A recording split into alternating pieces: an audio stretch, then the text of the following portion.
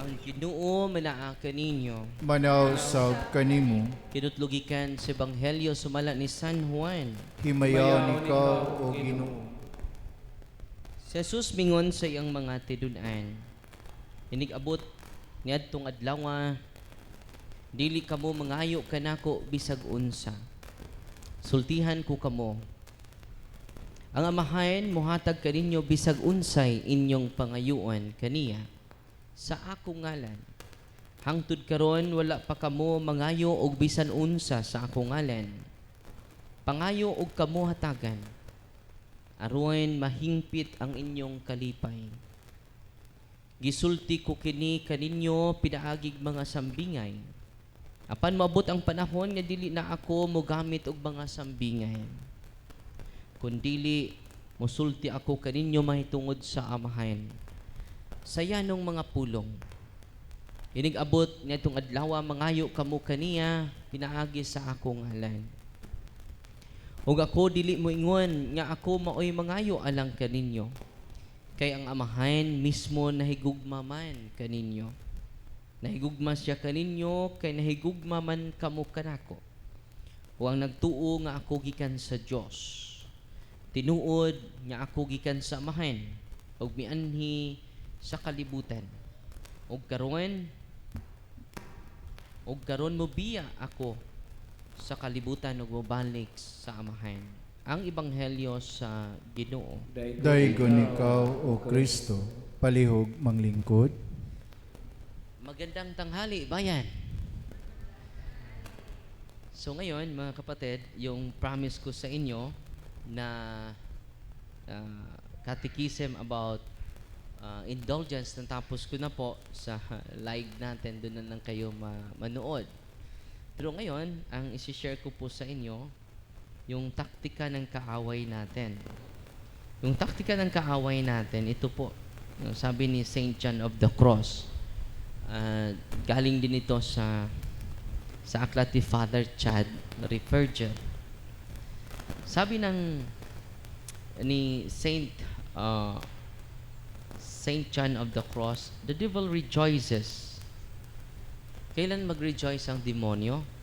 When a soul seeks after revelation and supernatural experiences. Nandito po ito sa aklat niya, The Ascent of Mount Carmel, Book 2, Chapter 11. So, kailan matuwa yung demonyo?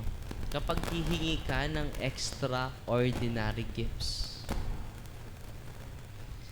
Kailan mag-enjoy yung demonyo? Kapag hihingi ka ng extraordinary gifts. Extraordinary power. No? At alam nyo, marami po ito sa atin. Sana, lalakas ako. So, meron silang mutiya. Sana, no? May kapangyarihan ako higit sa mga tao. Yan po ay tinatawag na preternatural power. No? Preternatural ability. Why the devil rejoices? Kaya nga, sa Lumen Gentium chapter 12, extraordinary gifts should not be sought after. Yan po ay Lumen Gentium. Ano ba yung Lumen Gentium, Father? No? Yan po ay dogmatic constitution of the church. Kahit pare hindi maka-object niyan dahil dogmatic constitution eh. So i-connect natin ni Saint John of the Cross. Ang demonyo pala matutuwa kapag yung tao hihingi ng extraordinary gifts. Saint John does not mean that every supernatural experiences are false. Hindi nangangahulugan nga lahat ng mga supernatural, preternatural or supernatural experience automatic hindi galing sa Diyos. The Bible itself contains visions, angelic apparition, prophetic dreams, miracles, mystical experiences. The problem is not the existence of supernatural gifts. Ang problema nito, kung supernatural gifts ba yan? Dahil yung preternatural power galing sa anghel. or sa demonyo, parang supernatural. Makinig kayo, ha? Parang milagro din. Dahil itong preternatural power of the angel and demons, beyond natural. Tayo po ay natural human beings. So kung ma-amaze ka, hala, ang galing ng taong ito. May kapangyarihan siya. Yung mga lumpo gumaling. Wow! Ma-amaze yung mga tao. Bakit? Hindi naman siya doktor. Bakit magkapagaling siya? So tayong mga natural, dali na lang, ma-amaze tayo sa angelic and demonic, dalawa ha? Angelic and demonic preternatural power. Preternatural gifts.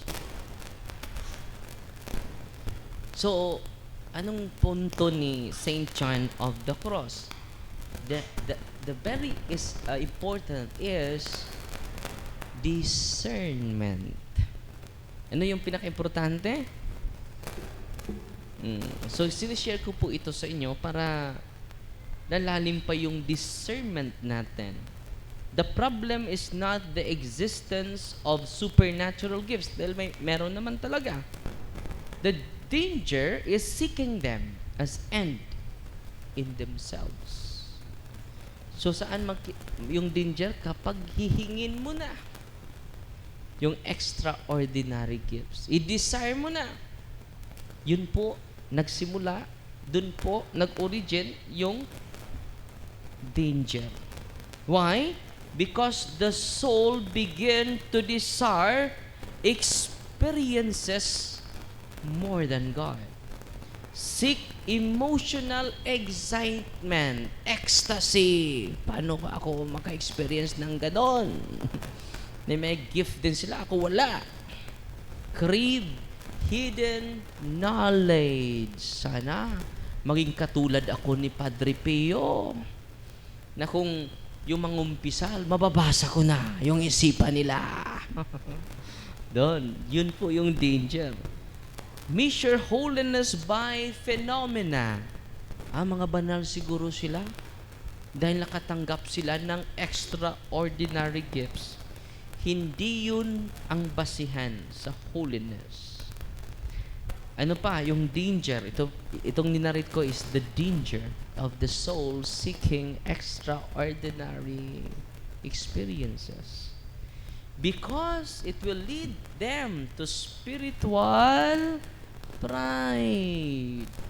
Buti pa ako, nakatanggap ng extraordinary gifts. Ikaw, kulang ka ng kulang ka ng pananampalataya Ako, grabe yun.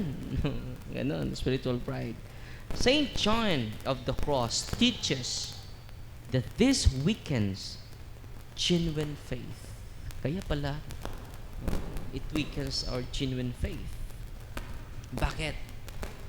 Faith is higher than gifts. Authentic and theological faith is higher than any visions. According to Saint John of the Cross, authentic union with God is based primarily in faith, hope, charity, obedience, humility, purification of the soul, not the extraordinary experiences, not the extraordinary gifts. He says, faith is the proximate. Ano yung proximate? Yun ang pinakamalapit. And proportionate means to union with God. Sabi ni Saint John of the Cross. Meaning, God is united to the soul most deeply through faith. Because faith is supernatural. Bakit agana ka pa ng iba? Yung faith mo is supernatural na yon. Yung hope mo is supernatural na yon. Ang love is a supernatural gift. Hahanap ka pa ng iba na extraordinary gift? Sigit pa yon. a person may see vision and still lack in virtues, lack in supernatural gifts, which is called faith, hope, and charity. Father, may gift of healing ako. Pero, mandaming nagdududa. Dahil yung kanyang buhay ay hindi naaayon. Another may never experience anything extraordinary, yet become a great saint. No? So dito po ang discernment, ha? Merong pumupunta dito, Father, may gifts ako. May gift of vision ako, Father. May gift of healing din. Nung ine-exercise namin, doon, na-discoveryan natin. Yung gift niya ay hindi pala supernatural gifts. Galing pala sa demonic preternatural gift. So kung may gift of healing kayo, ha? Uy. Hindi automatic yon. It is from supernatural power. Supernatural is from God. Additionally, extraordinary phenomenon or phenomena can be dangerous. Kaya nga, dito, hindi natin ina-highlight yung healing. Kaya nga, may confession tayo. Because you receive from that sanctifying grace. Hindi yan mabigay ng mga anghel. Shh, makinig kayo.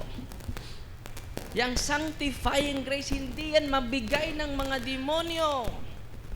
Sinong makapagbigay yan sa inyo? Si Kristo lang, ang Diyos na nagkatawang tao sa pamagitan ng Sacrament of Reconciliation. Yan, kanina nandito si Father Aileen for confession. Amen? Kahit hindi kayo gumaling, you receive more than healing. Hoy, makinig kayo. Healing is secondary. Liberation from unclean spirits are secondary. It is not the end in itself. Pumunta naman ako, hindi naman ako pinagaling. Hindi ka nakinig sa catechism. Healing is not the most important thing. The most and the highest miracle that we will experience, you receive the sanctifying grace. It is greater than healing. It is greater than vision. It is greater than any miracles. Amen? Na-evangelize ka eh. Kaya nga, mag-catechize tayo from time to time. Ano pa? Ulitin ko ha, faith, love, charity is greater than any extraordinary gifts. Because a lot of saints, they don't have extraordinary gifts, but supernatural holiness. No?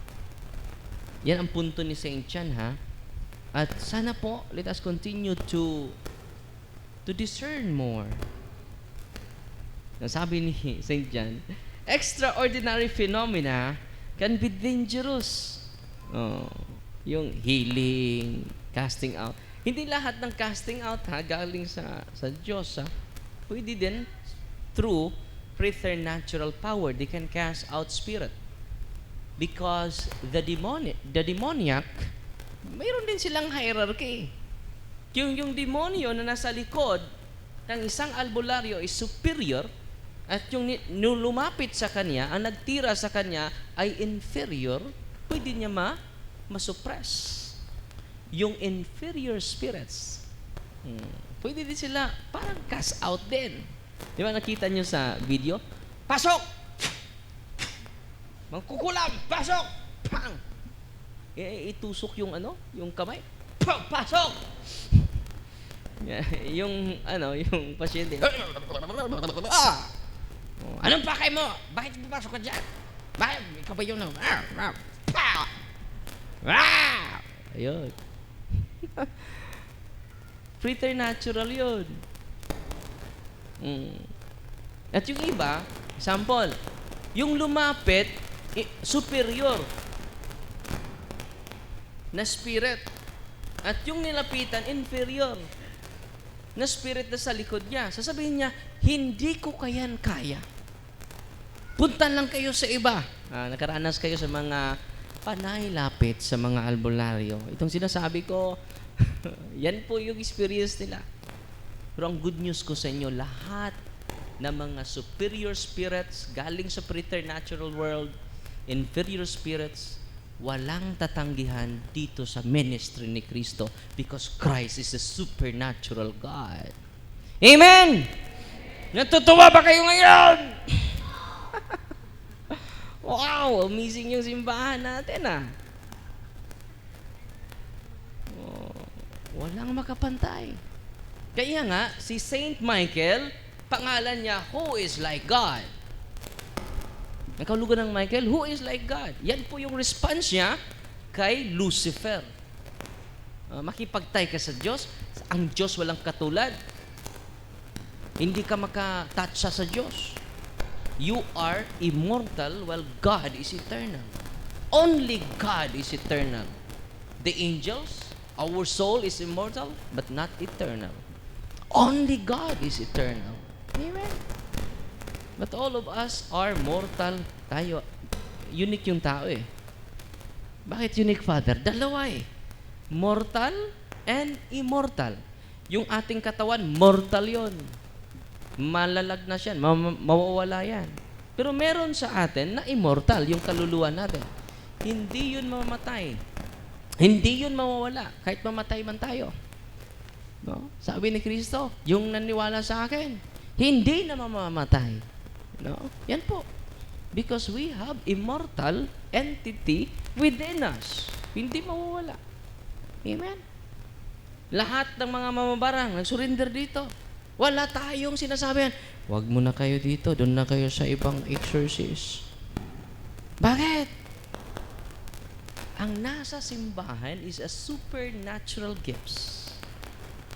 Ang nasa ministering ito is a supernatural power, not preternatural power because of the sacraments. Ito, mag-receive kayo ng Eucharist. Supernatural yan. Yung habak mo, preternatural yan. Bakit nagsuot ka pa ng habak? Uy. Sino bang makapangyarihan? The supernatural Eucharist? Or the preternatural object that you wear?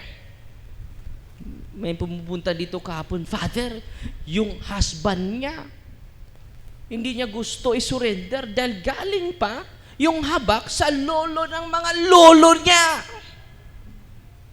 Lack of catechism yun. Kung alam lang nila na itong sacraments are supernatural graces, supernatural power, lagi na silang magsamba.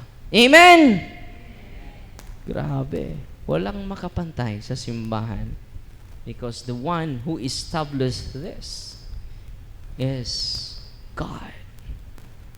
The supernatural beings. Siya lang yung supernatural. No? Kung may sakit ka, relax lang. Nakabuhay siya ng patay. Sino ba yung makagawa nun? Walang anghel makagawa nun. Walang santo na makagawa nun. Only God Himself. Kung merong milagro, ang Diyos lang makagawa ng milagro. Hindi anghel. Hindi mga santo. Kung may milagro mang naganap sa buhay ng santo, not because of that saint, but because of God. Amen? So kung may sakit kayo, kahit pa stage 8 ito, Father, naniwala ako sa Diyos, yan po ang supernatural disposition. Meron ka ng faith. Yan ang kinakailangan ng Diyos. Hindi yung doubt mo, hindi yung pagdududa mo, hindi yung pag-question mo, hindi yung pag-complain mo. Ask the Lord now a supernatural gift, the faith. And by that, you can receive supernatural disposition. Kahit may sakit ako, parang may sakit. Parang walang sakit. Anong sakit mo na yun? Stage 4. Parang wala kang sakit, ha? Anong sikreto mo? The supernatural grace of God. Yung mga walang sakit, parang may sakit. May sakit ka ba? Wala naman. Parang may sakit ka. Nabanhaw na sa Kristo. Imong dagway. Warisma gyapon. So sana po ay sa pagparito ninyo, you gain supernatural strength, not from preternatural beings, but from Him, the supernatural God. Amen? Palug manindog, apil ang natog.